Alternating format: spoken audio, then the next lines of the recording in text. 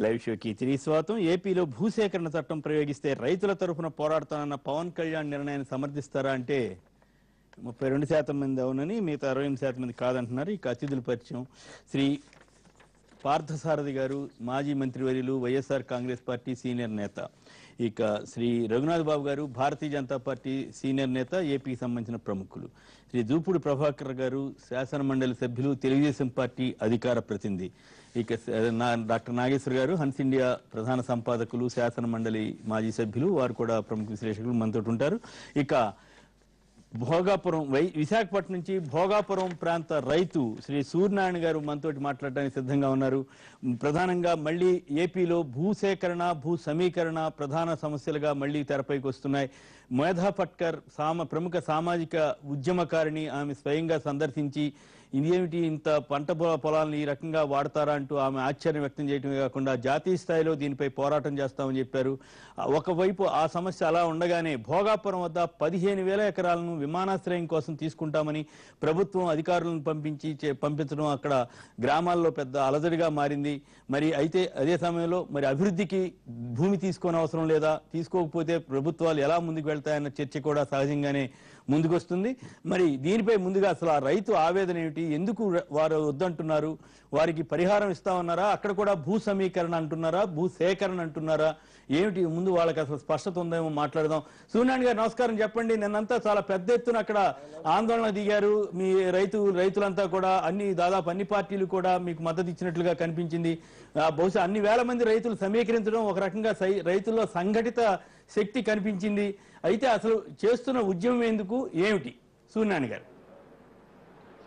నమస్కారం అండి. శ్రీనివాస్ మాట్లాడండి సార్. ఇప్పుడు ప్రభుత్వం ఇక్కడ ఇంటర్నేషనల్ ఎయిర్పోర్ట్ కి 15,000 ఎకరాలు తీసుకుంటామని చెప్పి అధికారులు ఈ మధ్య పేపర్లో ప్రకటనలు ఇచ్చారు.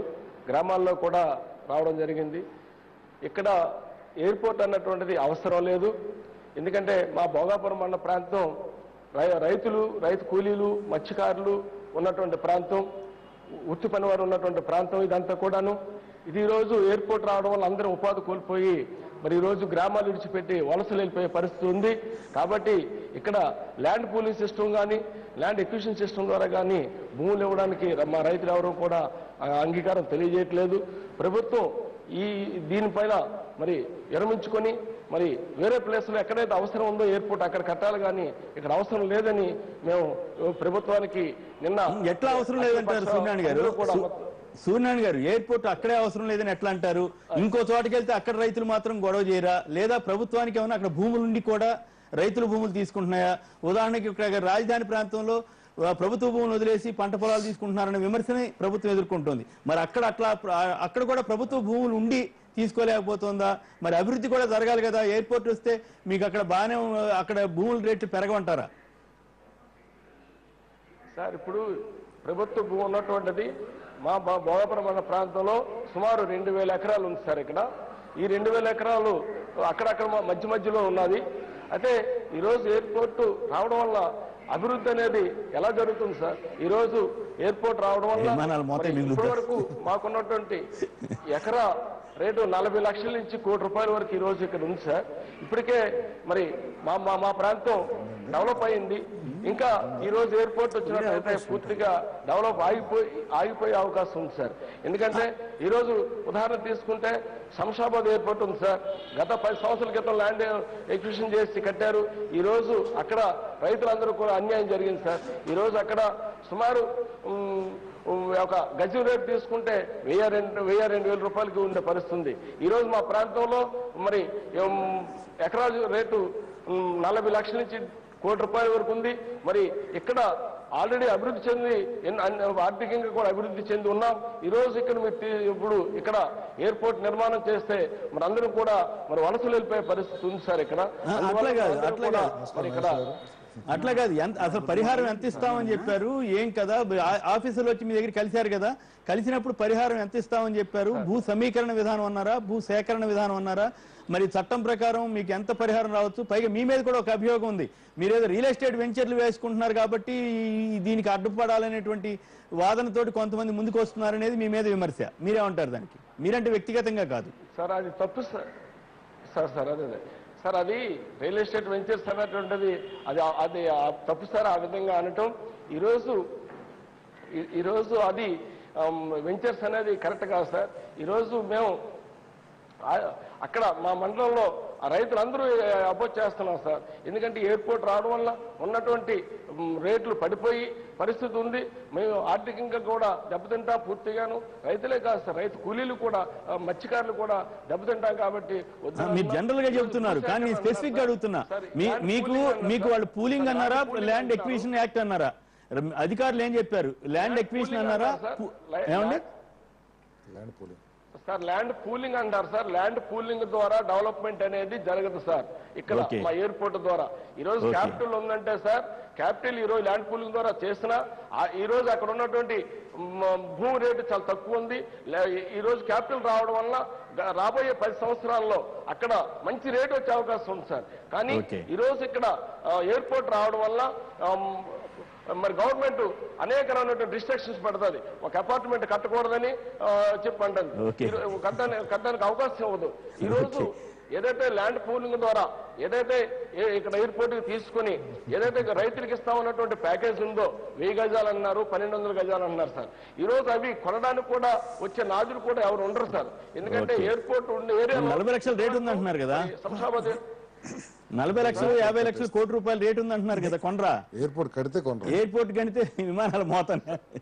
ఓకే, అయితే ఫైనల్ గా మాట చెప్పండి, మరి భూసేకరణ చట్టం ప్రయోగిస్తే ఏం చేస్తారు?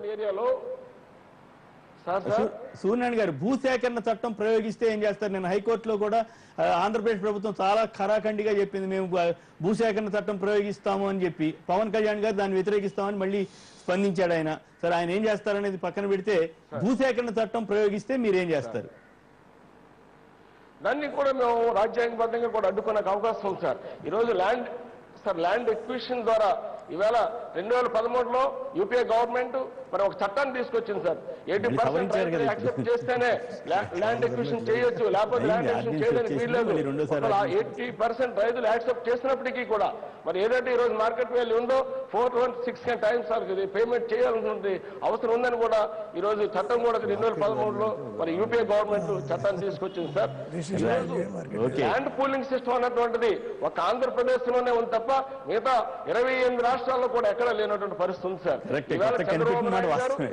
మరి ఈ ల్యాండ్ పూలింగ్ అన్నటువంటి పెట్టి రైతులకి అన్యాయం చేసే ఉన్నారు కాబట్టి, రైతులను మోసం చేసే ఉద్దేశంతో ఉన్నారు కాబట్టి దీన్ని పూర్తిగా వ్యతిరేకిస్తున్నాం సార్. Right, okay. పార్థసారథి గారు చెప్పండి, ఇప్పుడు మళ్ళీ భోగాపురం దగ్గర ఈ వివాదం మొదలైంది. 10 లక్షల ఎకరాలు సేకరిస్తామని చెప్పి ప్రభుత్వం వారు ప్రకటిస్తా ఉన్నారు. ఓ పక్క మేధా పట్కర్ వచ్చి వెళ్లారు, పవన్ కళ్యాణ్ ఈ స్టేట్మెంట్ ఇచ్చారు, మీరు వెళ్ళొచ్చారు, మీరంతా తిరిగి వచ్చారు. ఏం జరుగుతుంది అనుకుంటున్నారు? ఎట్లా? ఇప్పుడు ప్రభుత్వం యొక్క విధానం చూస్తామంటే మొండి వైఖరితో మనం కనుక ప్రభుత్వానికి వ్యతిరేకంగా మాట్లాడితే ధిక్కారం అంటారు. అట్లాగే ప్రజల అభిప్రాయానికి ధిక్కారంగా పనిచేస్తుంది ప్రభుత్వం. ఇందాక వాళ్ళు చెప్పినట్లు ల్యాండ్ పూలింగ్ అనేది ఎక్కడా లేదు, పెద్ద చర్చ అవుతుంది రైతు సంఘాలు, రాజకీయ పక్షాలు. ఎందుకంటే దాంట్లో కొంతమంది లబ్ధి పొందొచ్చు, ఎక్కువ మంది నష్టం ఉండొచ్చు. కానీ ప్రభుత్వం అనేది ఎప్పుడు కూడా ఒకటే రూల్ ప్రకారం వెళ్ళాలంటే వాళ్ళకి ఇష్టం వచ్చిన చోట ఒకటి, ఇష్టం లేని చోట ఒకటి అనేది అది కరెక్ట్ కాదు. ఇప్పుడు ల్యాండ్ పూలింగ్ లేకపోతే ల్యాండ్ ఎక్విజిషన్ లో అని బెదిరిస్తాం, ఇది కరెక్ట్ కాదు. మొన్న మేధా పట్కర్ మాట చెప్పారు, ఈ ల్యాండ్ పూలింగ్ కింద అంగీకార పత్రాలు చల్లవ ఒకటి చెట్టు కాగితాలే, పవర్ ఆఫ్ అటార్నీ ఇస్తే మాత్రం మీరు బుక్ అవుతారని చెప్పి వెళ్ళింది ఆవిడ. అదే అటువంటి లీగల్ గా చాలా కాంప్లికేషన్స్ ఉన్నాయి. మరి ఎందుకు మరి ఈ ప్రభుత్వం ఆ విధంగా మొండిగా వెళ్తుంది అర్థం కావట్లేదు. ఒకటి. నెంబర్ 2, ఇప్పుడు ఇందాక రైతులు చెప్పారు సూర్యనారాయణ గారు, 15,000 ఎకరాలు ఒక ఎయిర్పోర్ట్ కి ఎందుకు అవసరం అనేది కూడా ప్రశ్నిస్తుంది. దీంట్లో ఏదైనా వేరే ఉద్దేశాలు ఏమన్నా? ఎందుకంటే రాజధానికి ఎందుకు అంటే దానికి సమాధానం చెప్పలేదు. ఏదో సింగపూర్ సిటీ లాంటిది కట్టాలన్నారు. ఇప్పుడు భోగాపురంలో ఏంటి మళ్ళీ హీత్రో లాంటిది ఏదైనా కట్టాలని చెప్పేసి చెప్తారా? ఎందుకు అసలు? ఇప్పుడు ఎవరైనా ఏ ప్రభుత్వం అయినా సరే భూమి తీసుకునేటప్పుడు, నాకు గుర్తుండి మేము కేబినెట్ లో ఉన్నప్పుడు ఏ ప్రాజెక్ట్ కి ఎంత కావాలి, ఒక పోర్ట్ ఉందనుకోండి ఎన్ని వేల ఎకరాలు ఇవ్వాలి, లేదా ఒక ఇన్స్టిట్యూషన్కి ఇవ్వాలి, అట్లా కొన్ని రూల్స్ పెట్టారు. సో అటువంటి పద్ధతి లేకోకుండా ఇష్టం వచ్చినట్టు మేము 15,000 ఎకరాలు తీసుకుంటాం. శంషాబాద్ 5,000 ఎకరాలు, 5,000 ఎకరాలు కూడా చాలా ఎక్కువ. నాకు తెలిసి ఇంటర్నేషనల్ ఎయిర్పోర్ట్ చెన్నైలో 1500 ఎకరాలు 2000 ఎకరాలు ఉంది. మన ప్రపంచంలో పెద్ద ఎయిర్పోర్ట్లు తీసుకున్నా కూడా 2000 ఎకరాల లోపే ఉన్నాయి. ఇక్కడ 15,000 ఎకరాలు తీసుకుంటున్నప్పుడు ప్రజలు న్యాచురల్ గా ఏదైనా సరే వివాదంతోనే ముందుకెళ్ళడానికి ప్రభుత్వం ప్రయత్నం చేస్తుంది తప్పితే ఇన్ని రాజకీయ పక్షాలు వ్యతిరేకిస్తున్నాయి, ఇన్ని రైతు సంఘాలు కానీ ప్రజా సంఘాలు వ్యతిరేకిస్తున్నప్పుడు ఒకసారి కూర్చోబెట్టి ప్రభుత్వం యొక్క ఆలోచనని డిస్కస్ చేయాలి, ప్రజాస్వామ్యబద్ధంగా వెళ్ళాలనే ఆలోచన లేకపోవడం చాలా దురదృష్టకరం. రైట్. రఘునాథ్ బాబు గారు, అసలు ఇక్కడ సమస్య ఎట్లాగొస్తుందంటే ఇప్పుడు ప్రభుత్వం ఆలోచన చూస్తుంటే భవిష్యత్తులో ఒక డెవలప్ అవ్వాలంటే కొంత ల్యాండ్ బ్యాంక్ ఉంటే ఈ హ్యాజిల్ ఫ్రీగా ఏది మధ్యలో అవి లేకుండా ఒక ప్లాండ్ గ్రోత్కి కావాలి అనేది ప్రభుత్వం ఉద్దేశం. అందుకని ఎక్కడ ఎంత ల్యాండ్ పరిశ్రమలు కావనండి, ఇట్లాంటి యాక్టివిటీస్ కావనండి, ఎంత ల్యాండ్ కావాలంటే అంత ల్యాండ్ తీసుకోవాలని ప్రభుత్వం ఆలోచిస్తారు. లేకపోతే 15,000 ఎకరాల ఎయిర్పోర్ట్కి అవసరం లేదు, వేరే కారణాలు కూడా అక్కడ అన్ని వాళ్ళ మనసులో ఉండి ఉంటాయి.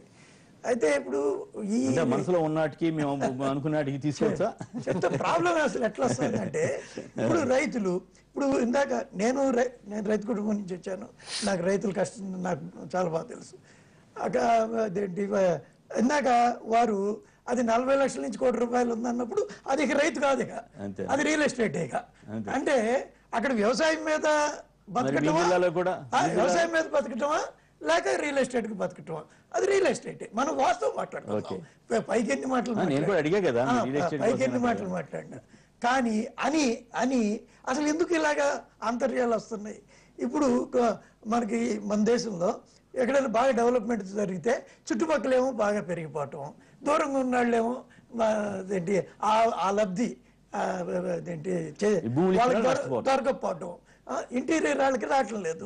ఈ వచ్చిన రింగ్ రోడ్ వచ్చింది అనుకోండి, పక్కన వాళ్ళందరికి లాభం అయింది, అది రాని వాళ్ళకి లేదు. అట్లా ఎక్కడైతే ఒక డెవలప్మెంట్ వచ్చిందో పోయినాడికే మొత్తం లాసు, పక్కనాడికేమో అంత లాభం. కాబట్టి ఇలాంటి వేరియేషన్స్ కూడా ఉన్నాయి. వీరన్నిటిని కాంప్రహెన్సివ్ గా కూడా ఆలోచించాల్సిన అవసరం ఉంది. నా సలహా అయితే అసలు ఇట్లాంటి వాటిల్లో ఎక్కడైతే ఎక్వైర్ చేయాలని ఒక దూరదృష్టి ఉంటుందో అక్కడ కన్స్ట్రక్షన్ పర్మిషన్ మాత్రం ఇవ్వకుండా అగ్రికల్చర్ కింద ఉన్నంత రైతు ఎవరైనా అమ్ముకుంటే మీకేంటి ప్రమాదం, వాడు బాగుపడుతుంది అగ్రికల్చర్ కి. అప్పుడు ఏమవుతుందంటే చెప్తాను, భవిష్యత్తులో అంటే ప్రభుత్వాలు తీసుకున్న వాటికే వాడుతున్నాయా? తీసుకోవాలంటే ఇప్పుడు రేపు కొనుక్కునేవాడిని ఎక్కువ రేటు పెట్టి కొనుక్కోమనండి.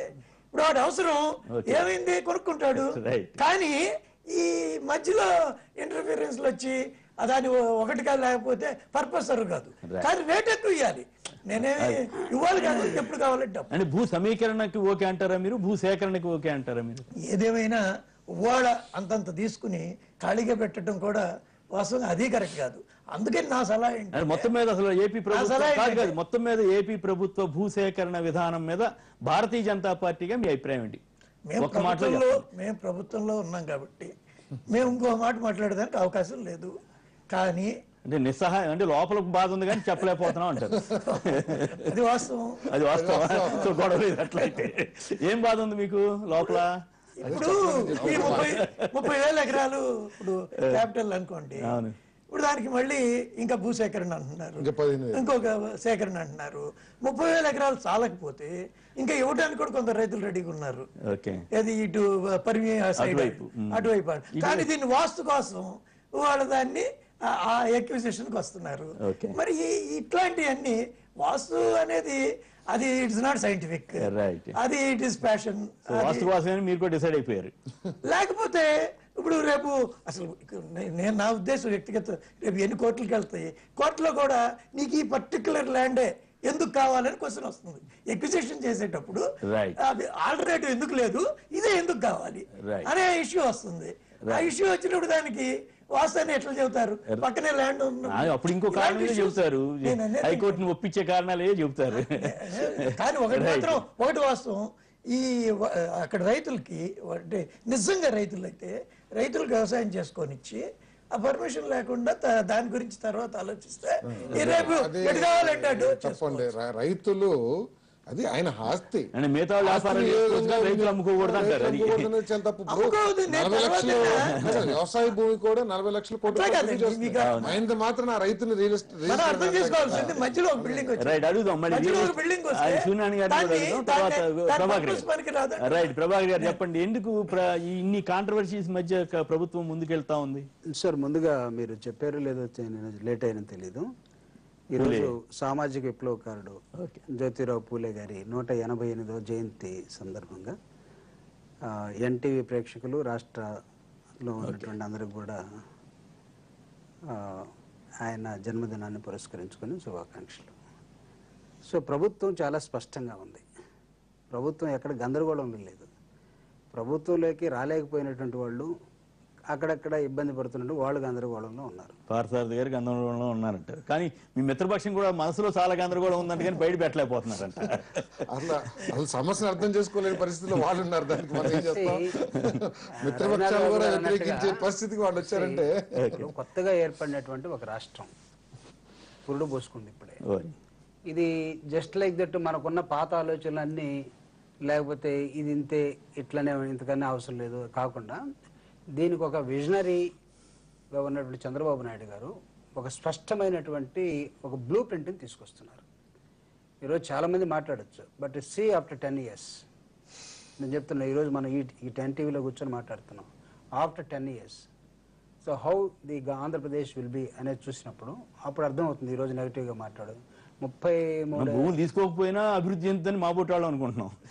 10 ఏళ్ల తర్వాత ఖచ్చితంగా ఏపీ అభివృద్ధి చెందుతుందని మేమంతా నమ్ముతున్నాం. అయితే ఈ రకంగా రైతుల భూములు తీసుకోవాలన్నదే ప్రశ్న. అభివృద్ధి అనేది జస్ట్ లైక్ దట్ రాదండి, చేస్తే వస్తుంది. ఒక మాట, చిన్న మాట చెప్పకపోతే, పురుడు పోసుకున్నారు కదా, పురుడు పోసుకున్నప్పుడు 2 కిలోలు ఎంత ఉండాలండి బేబీ, అంత ఉంటే అది కరెక్ట్.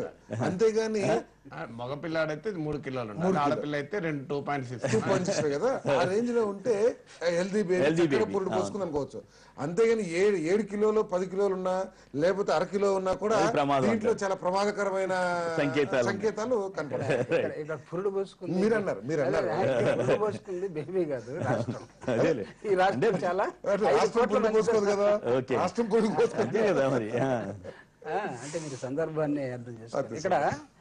సో ఈ 33,000 ఎకరాలు ఈ పూలింగ్ ద్వారా ఎక్కడ అంటే గుంటూరు, కృష్ణా రైతాంగ ఉద్యమాలకి పుట్టినిళ్ళండి రెండు కూడా. ఎక్కడన్నా ఏమైనా ఫ్రిక్షన్ జరిగిందా?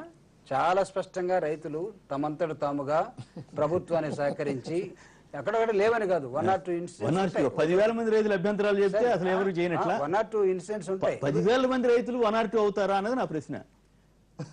10,000 మంది రైతులు 10,000 అభ్యంతరాలు వెళ్ళాయి. 7,934 ఎకరాలని మొన్న ఎక్కడ రాశారు. అభ్యంతరాలన్నీ అడ్రస్ చేయడం జరిగింది. ఎక్కడ అసలు ఇంతవరకు వాళ్ళకి రిప్లై ఇవ్వలేదంటే వాళ్ళు కోర్టుకి వెళ్ళారు, మాకు రిప్లై ఇవ్వట్లేదని చెప్పి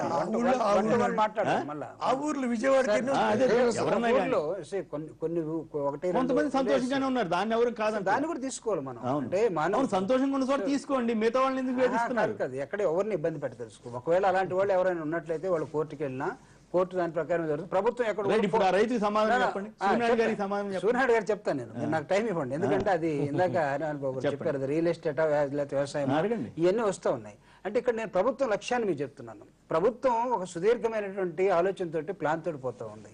ఈరోజు భోగాపురంలో ఒక ఎయిర్పోర్ట్ అవసరం లేదు, అవసరము అని చెప్పాల్సింది వాళ్ళు కాదు, ఏది ఒక వ్యక్తి కాదు, ప్రభుత్వం ఆలోచిస్తూ ఉంది. అక్కడ ఉన్నటువంటి రాజకీయ పార్టీలు, పార్థసారథి గారు ఇందాక మాట్లాడారు, అందరినీ కలుపుకొని ఉంటే బాగుండేది. ఎస్, ఆ ప్లాన్ కూడా వస్తుంది. ముందైతే ప్రభుత్వం తన ఆలోచన ముందు పెట్టింది. ముందు పెట్టే క్రమంలో అక్కడ ఎయిర్పోర్ట్ కావాలి, ఎయిర్పోర్ట్ కానీ భూ సమీకరణ జరగాల్సిందే. సో ఈ క్రమంలో అక్కడ ఓవర్కేం ఇవ్వట్లేదు. Government is going to pay the compensation to the pageants. మళ్ళీ ల్యాండ్ పూలింగ్ అంటారు సార్, ఇక్కడే జరగలేదండి ల్యాండ్. ఏది మన చట్టం ద్వారా తీసుకోవటం, మామూలుగా వాళ్ళు ఒప్పించే తీసుకుంటా ఉన్నారు. సో ఇంత పెద్ద ఎక్సర్సైజ్ చేసినప్పుడు ఆ చిన్నదానికి పోయి మళ్ళీ కర్ర పట్టుకోవాల్సిన అవసరం ప్రభుత్వానికి లేదు. సో కాబట్టి వాళ్ళు సూర్యనారాయణ గారు కానీ ఇంకెవరు కానీ భయపడాల్సిన అవసరం లేదు.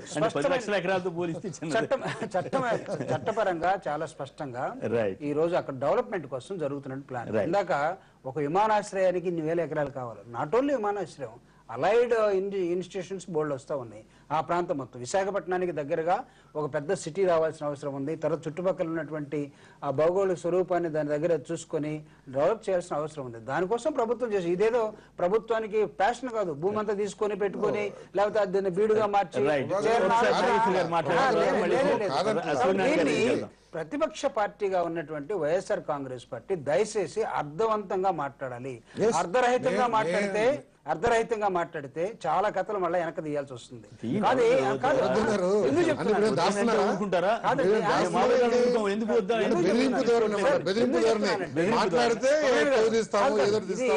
ఈ రాష్ట్రం నూతనంగా పురుడు పోసుకుంది ఎందుకన్నానంటే దీనికి చాలా ఆలోచన చేసి అభివృద్ధి చెందాల్సిన అవసరం ఉంది.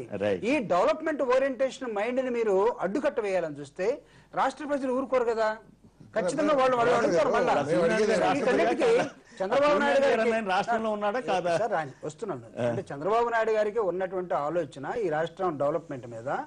కొన్ని చోట్ల యూనివర్సిటీస్ వస్తున్నాయి, కొన్ని చోట్ల ఇండస్ట్రీస్ వస్తున్నాయి, కొన్ని చోట్ల అనేకమైన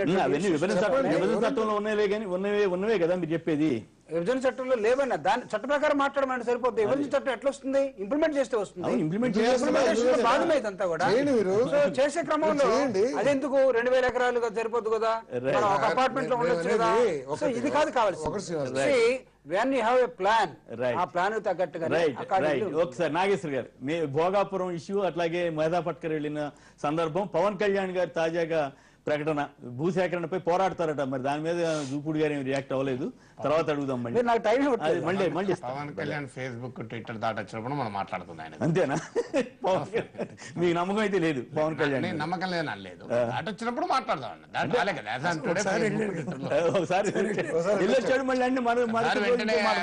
అక్కడ పోయాడు, ఆమెను నిరాకరిస్తున్నాడు, హైదరాబాద్ వచ్చి భోజనం చేశారు.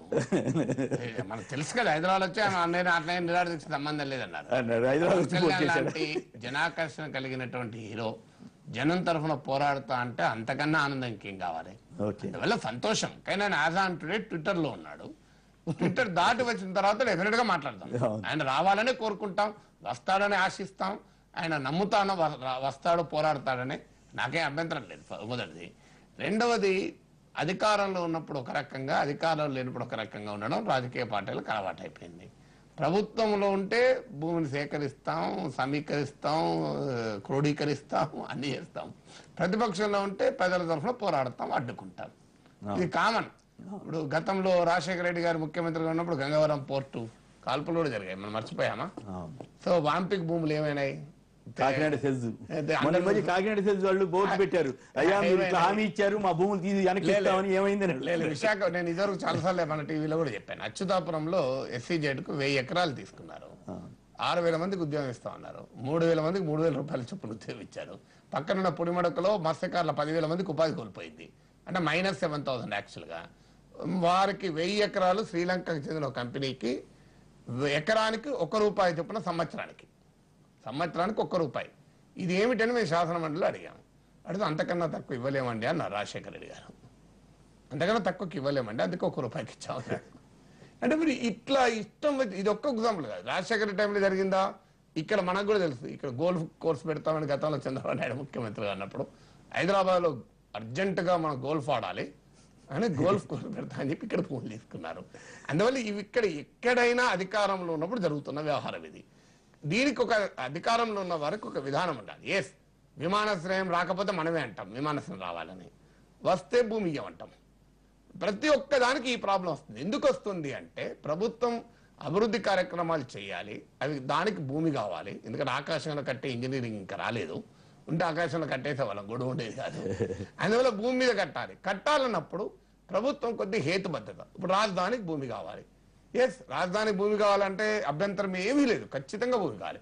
కానీ అది కృష్ణానది మైదానంలోనే కావాలి, కృష్ణా ఒడ్డులోనే కావాలి, నడు ఒడ్డులోనే కావాలి అని ఎక్కడైనా ఉందా? లేదు కదా. కృష్ణానదికి ఒక 3 కిలోమీటర్లు వదిలేస్తే జరీ భూములు, బ్రహ్మాండమైన వ్యవసాయ క్షేత్రం, 4 పంటలు వస్తాయి. అది అగ్రికల్చర్ జోన్గా మీరు ప్రకటించండి. భవిష్యత్తులో అమ్ముకోవడం, రియల్ ఎస్టేట్ కూడా అవకాశం లేకుండా చేసుకోండి. మాలాంటి వాళ్ళు అయితే సమర్థిస్తాం. అక్కడ ఉన్న వాళ్ళు ఎవరైనా వ్యతిరేకిస్తచ్చు, ఉండవల్లి ఆ ప్రాంతంలో ఉన్న వాళ్ళకి, ఎందుకంటే ఆడ అపార్ట్మెంట్లు వస్తున్నాయి కనుక. దీన్ని అగ్రికల్చర్ జోన్గా ప్రకటించండి. 4 పంటలు తీస్తారు, బ్రహ్మాండమైన కూరగాయలన్నీ రాజధానికి కావాల్సినటువంటి సప్లై చేస్తారు, పర్యావరణ పరంగా అద్భుతంగా ఉంటుంది. ఒక్క 3 ఎకరాలు ముందుకు పోతే రాజధానికి ఏమీ కాదు. ఈ భూములు ఇవ్వడానికి సిద్ధంగా ఉంటాయి. నేను ఆ ప్రాంతం అంతా తిరిగి వచ్చిన ఉండవల్లి నుంచి అక్కడ వెంకటాయపాలెం, అభిరాజపాలెం ఇవన్నీ తిరిగి, బోరుపాలెం ఇవన్నీ తిరిగి వచ్చాను. తిరిగి వచ్చిన దీన్ని ఎందుకు చేయరు?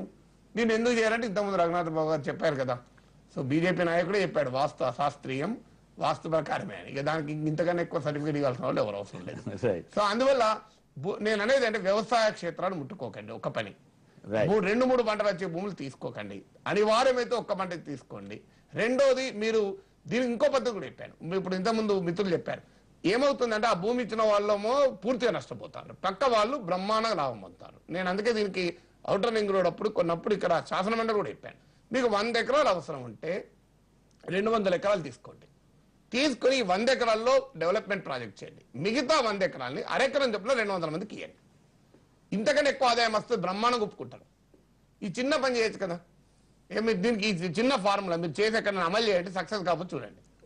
మీరు ఇప్పుడు 1/2 ఎకర్ అంటే అంతకుముందు డెవలప్ కాని ఎకరం ప్లేస్ లో డెవలప్ అయిన 1/2 ఎకరం అంటే ఇప్పుడు మరి క్యాపిటల్ అట్లాగే చేస్తా ఉంటున్నారు. ల్యాండ్ పూలింగ్ అట్లాగే చేస్తాను. దాంట్లో ఉన్న ప్రాబ్లం చెప్తున్నాను.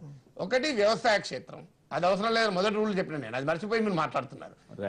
మీరు తుళ్ళూరు దగ్గర, తాటికొండ దగ్గర అదే పని చేయండి.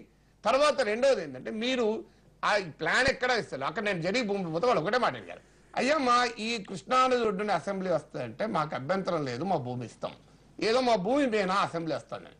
ఇక్కడ ఏమొస్తుంది, ఇక్కడ స్టార్ హోటల్ వచ్చడానికి నా భూమి ఎందుకు ఇవ్వాలి అని అడుగుతాను వాళ్ళు. దీనికి ఆన్సర్ ఏంది, స్టార్ హోటల్ భూమి తీసుకుంటా. ఇప్పుడు మీరు భూమికి భూమి ఇస్తామంటే ఎంత, నేను 5,000 ఎకరాలు అవసరం ఉంటే 25,000 ఎకరాలు ఇస్తారా? తీసుకోవాలని అవసరం ఉందా? నీకు ఎంత అవసరం ఉంది, ఎక్కడ తీసుకోవాలి, ఇప్పుడు దేనికి పనికిరాని, వ్యవసాయానికి పనికిరాని భూములు చాలా చోట్ల ఉన్నాయి ఈ రాష్ట్రంలో. మరి అవి తీసుకోవచ్చు కదా. అభూమ బీడుబడి బట్టి ఖాళీగా ఉండి డెవలప్మెంట్ లేక బాధపడుతున్నారు. ఇప్పుడు మరి మీ వాటర్ ప్రాబ్లం లేదు, ఎక్కడి నుంచి అడవిలోకి వెళ్ళమంటారా అని అడుగుతున్నారు కదా. అడవిలోకి వెళ్ళమంటారా అని అడుగుతున్నారు. అడవిలోకి పోతే నేరమా? అడవిలో పోమని అంటలేను, అడవులు నాశనం చేయకండి అని అంటే అది కాదు. ఎక్కడ నేరమా? నేరైతే ఇప్పుడు మీరే చెప్తున్నారు కదా. ఇప్పుడు ఇంకోటి చంద్రబాబు నాయుడు గారికి ఉన్న అనుభవం కూడా ఏంటంటే, పరికమాల భూములలో అభివృద్ధి చేసిన అనుభవం ఆయనకు. ఇప్పుడు బంజారాయిల్ జూబిలీస్ ఏంటి, కొండలే కదా, గుట్టలే కదా. దేనికి పనికిరాని భూములే డెవలప్ చేసిన అనుభవాలు ఉంది. అవి డెవలప్ చేస్తే ప్రజలు సంతోషపడతారు కదా. ఇప్పుడు ఉదాహరణకు హైదరాబాద్ లో ఆయన హైటెక్ సాఫ్ట్వేర్ డెవలప్ చేసిన మాదాపూర్, ఇది గండిపేట తీసేసి చేసింది అనుకో, మనం ఒప్పుకుంటామా? గండిపేట హిమాయత్ సాగర్ తీసేసి దాని చెరువు పూర్తి చేసి హైటెక్ సిటీ కలిసి ఒప్పుకోండి. సూర్యనారాయణ గారు మళ్ళీ మీరు మాట్లాడండి. ప్రభాకర్ గారు అంటున్నారు మీరంతా దీని ఎట్లా సహకరించరు, మరి అభివృద్ధి కదా అని అడుగుతున్నారు. వారి వాటలు మీరు విన్నారు కాబట్టి మీరే సమాధానం చెప్పండి. సూర్యనారాయణ గారు. సార్ నమస్తే సార్. సార్ ఇప్పుడు ఇందాల నేను అన్నదానికి ఆయన రియల్ ఎస్టేట్ అన్నారు. నేను అంటుంది ఏంటంటే, ఆ ఏరియాలో వ్యవసాయం చేసుకుని బ్రతుకుతున్నటువంటి అందరం బతుకుతున్నాము, వ్యవసాయ కూలీలు బతుకుతున్నారు. 10% ఇవాళ రియల్ ఎస్టేట్ ఆ ఏరియాలో ఉంది. అంటే రోడ్లన్నీ డెవలప్ అయ్యాయి కాబట్టి అంత రేట్లు వచ్చాయి. రోడ్లు ఆల్రెడీ డెవలప్ అయి ఉన్నాయి అన్న ఉద్దేశంతో నేను అన్నాను సార్. అంటే రియల్ ఎస్టేట్ దృష్టిలో పెట్టుకున్నా నేను మాట్లాడలేదు. ఒకటి సార్. రెండోది, ఎయిర్పోర్ట్ అన్నటువంటిది ఇప్పుడు ఏదో ఇప్పుడు మన దేశంలో తీసుకుంటే సార్, ఈవేళ బొంబాయి బాగా బిజీ ఉన్నటువంటి ఎయిర్పోర్ట్ సార్, అదే 1,900 ఎకరాల్లో ఉంది సార్. అటువంటిది మన చెన్నై ఎయిర్పోర్ట్ 1,200 ఎకరాల్లో ఉంది సార్. అటువంటి రోజు ఇక్కడ 15,000 ఎకరాలు అవసరం లేదు సార్. అటువంటిది ఇవాళ 15,000 ఎకరాలు తీసుకొని ఇవాళ ఏదో వ్యాపారీత్యా ఏదో కడతామని చెప్పి ఇవాళ తీసుకొని చేసుకోవాలని అవసరం అయితే లేదు సార్. ఈవేళ గతంలో 2012లో కాంగ్రెస్ గవర్నమెంట్ ఉండేటప్పుడు ఇక్కడ ఎన్ఏడి ప్రపోజల్ పెట్టింది సార్ ఇదే ల్యాండ్ లో. అప్పుడు రైతులందరూ కూడా కోర్టుకు వెళ్ళి స్టే తెచ్చుకొని ఈరోజు స్టేటస్ కో కంటిన్యూ అవుతుంది సార్ దాని మీద. అయినప్పటికీ కూడా అక్కడ ఈరోజు అది ఆ ల్యాండ్ తో పాటు అన్ని కూడా అంతా ల్యాండ్ కూడా ఎక్విజిషన్ చేయాలని చెప్పి ల్యాండ్ పూలింగ్ ఎక్విజిషన్ కాదు సార్. అయితే పవన్ కళ్యాణ్ గారు మీరు కూడా ఆశ్రయిస్తారా? ఆయన కూడా పోరాటం చేస్తానంటున్నాడు పవన్ కళ్యాణ్ గారు, మరి మీరు కూడా ఆశ్రయిస్తారా? సార్ ల్యాండ్ పూలింగ్ సిస్టమ్ కానీ ల్యాండ్ ఎక్విజిషన్ సిస్టమ్ కానీ ఇప్పుడు దేని మీదైనా సరే మేము రైతులు భూములు ఇచ్చే పరిస్థితి లేదు సార్, ఇవ్వలేదు సార్. ఎందుకంటే ఇస్తే పూర్తిగా ఇక్కడ ఉన్నటువంటి రైతాంగం కానీ, రైతు కూలీలు కానీ, మత్స్యకారులు కానీ అందరం కూడా గ్రామాలు వదిలి బయటికి వెళ్ళిపోయి వలసలు వెళ్ళిపోయే పరిస్థితి ఉంది తప్ప ఇక్కడ ఉండాలన్నారు సారు. ఏదైతే భూములు పనికిరాని, వ్యవసాయం పనికిరాని భూములు ఉన్నాయో అవి అక్కడ ఎయిర్పోర్ట్ అనేది నిర్మాణం చేసుకోవచ్చు. కానీ ఈరోజు ఇప్పుడు ఏదైతే ఇప్పుడు 15,000 ఎకరాలు ప్రపోజల్ పెట్టారో ఈ 15,000 ఎకరాల్లో మొత్తం కొబ్బరి తోటలు, జీడి తోటలు, మామిడి తోటలు ఉన్నాయి సార్. ఈవేళ Chandrababu Naidu green field report అన్నారు, ఆల్రెడీ మాది గ్రీన్ ఫీల్డ్ గానే ఉంది సార్ ఇప్పటికే. రెండోది ఏంటంటే ఆహార ఉత్పత్తులకి కోఆపరేట్ చేస్తాం సార్. డెవలప్మెంట్ అడ్డుకోవడం అనేటువంటిది మా రైతుల తాలూకు ఉద్దేశం కాదు సార్. అయితే ఎంతవరకు అయితే అవసరం ఉందో, ఏదైతే అక్కడ ఉపయోగపడుతుందో అది డెవలప్ చేయాలని మా ఉద్దేశం సార్. రైట్, బాగా చెప్పారు. పవన్ కళ్యాణ్ గారి మీద స్పందిస్తే ఇంకొక ఎయిర్పోర్ట్ పవన్ కళ్యాణ్ గారు పోరాటం చేస్తానన్నాడు, ఎదుర్కొంటారా మీరు ఆయన్ని? ఇందాక రఘునాథ్ బాబు గారు అన్నారు, మాకు మనసులో చాలా బాధ ఉంది కానీ చెప్పలేకపోతున్నాం అని. ఒకవేళ పవన్ కళ్యాణ్ గారు కూడా అదే దానిలో ఉండాల్సిన అవసరం ఉంటుంది. ఓకే, అంటే పవన్ కళ్యాణ్ వస్తే ఎదుర్కొంటారా మీరు? ఎదుర్కొంటారా? రారని మీ నమ్మకం? పవన్ కళ్యాణ్ గారు కూడా అర్ధరహితంగా ఉంటారని మేమైతే అనుకోవట్లేదు. మళ్ళీ మీ లైన్ లోకి వచ్చేస్తారని మీ నమ్మకం? చంద్రబాబు వచ్చినట్లుగా ప్రజా అభిప్రాయానికి వ్యతిరేకంగా ప్రభుత్వం పోవట్లేదు. మరి ఇప్పుడు ఆయన అభిప్రాయం ప్రజా వ్యతిరేకమా అనుకూలమా? అంటే అది చేస్తే అంటున్నాడు. అవును, భూసేకరణ చేస్తాను హైకోర్టు చెప్పింది అబద్ధమా? ఆయన మొన్న తుళ్ళూరు హైకోర్టు చెప్పింది అబద్ధమా? కాదు సార్, తుళ్ళూరు వెళ్ళినప్పుడు కూడా ఆయన ఏం చేశాడంటే, ఇందాక నాగేశ్వర్ గారు చెప్పినట్టుగా అక్కడ కూర్చొని నేను నిరాహార దీక్ష చేస్తానని ఎవరో ఒక మహిళ బాక్స్ ఇస్తే అక్కడే కూడా 2 స్పూన్లు తినేశాడు. అప్పుడు చేస్తానని చెప్పలేదు. మీరు ఫాలో కాదు సరే, మరి ఎక్కిరిస్తున్నారు కాదు అంటే అప్పుడు చేస్తాను అన్యాయంగా అనకూడదు. దీనికి నిరాదీక్ష కూర్చుని తినేసాడు అన్నట్టు మాట్లాడుతున్నారు. ఒకవేళ అవసరం అయితే నిరాదీక్ష చేస్తానని మీరు నిరాదీక్ష కూర్చుంటారు కూడా మొదలు తినేసి కూర్చుంటారు. ఇక్కడ పవన్ కళ్యాణ్ గారు కూడా మొత్తం రైతుల తరఫున మాట్లాడితే మంచిదే, ప్రభుత్వం కూడా అదే చేస్తూ ఉంది. రైతుల తరఫున మాట్లాడటానికి మీరు పవన్ కళ్యాణ్ పోరాటం చేస్తే ఎదుర్కొంటారా, మద్దతు ఇస్తారా? పవన్ కళ్యాణ్ గారు పోరాటం చేయాల్సిన అవసరం ప్రభుత్వం చేయకుండా మీరు ఆపగలుగుతారు. Right, okay. ఏపీలో భూసేకరణ చట్టం ప్రయోగిస్తే రైతుల తరఫున పోరాడతానన్న పవన్ కళ్యాణ్ నిర్ణయాన్ని సమర్థిస్తారా అంటే 17% మంది మాత్రం ఆయనకు అనుకూలంగా, 83% మంది కాదన్నారు. బహుశా ఆయన మీద అంత నమ్మకం తగ్గిందో ఏమో చూద్దాం. ఇప్పుడు చిన్న విరామం తర్వాత లైవ్ షో కొనసాగుతుంది.